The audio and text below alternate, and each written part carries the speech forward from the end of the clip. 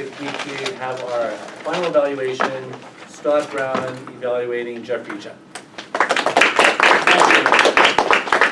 All right, Jeff disappointed me tonight, and that's because before the meeting, he came up to me and he said, Scott, I prepared this speech like 2 hours ago. Just focus on the content, don't focus on the delivery or anything. So I sat down and I braced myself for a train wreck, and he did not deliver.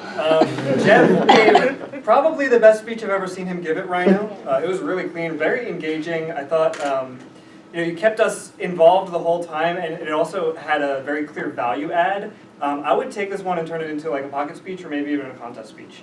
So I'm going to go through first and kind of break down some of the things that Jeff did really well so that you guys can maybe model yourself after him.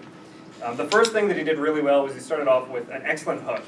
His hook was, I have a secret, it's my imaginary friend, whatever, and then he starts building all the suspense. And so he builds suspense and then he releases the tension with humor that it's a rubber duck. So immediately catches the audience's attention, engages them. Great. Always start with a hook. It doesn't need to be necessarily exactly related to what you're doing, but just grab the audience's attention somehow. The next thing he did, he used a technique called the fish out of water technique, which is actually a really effective storytelling method that people use in movies all the time. There isn't like sci-fi movies like The Matrix where you have a lot of exposition and you need to explain it to the audience.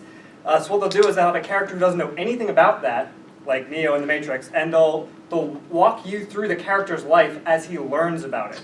So what a normal speaker might have done in Jeff's position said, this is the rubber duck technique. This is what coders use. They put the rubber duck on their computer. When they need to debug their code, they talk to the duck, blah, blah, blah. That would have been really boring. Instead, Jeff told us, hey, when I was just a junior engineer, I didn't know anything. I went to my mentor, Alex, and I had to, and he walked us through step by step exactly how the rubber duck method was explained to him. And that explained it to us in a very human and engaging way. The last thing that he did really well was the call to action, the conclusion. It was a challenge to us. It was, hey, this thing, it's not just about debugging code. It's also, think about Einstein, the mathematician that I mentioned that I don't remember his name. But you guys, anytime you have logic that you need to figure out what the hell's going on, just grab a rubber duck. I challenge you to do it. So clear call to action, very valuable I thought because I related to it even though I had never really had codified it before with a rubber duck or something. So I thought it was really good. Your comic timing was also really good and his use of dry humor was also excellent. He had all these jokes, he just kind of throws them away in this casual tone.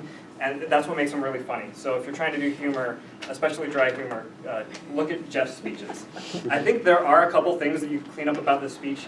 Specifically, if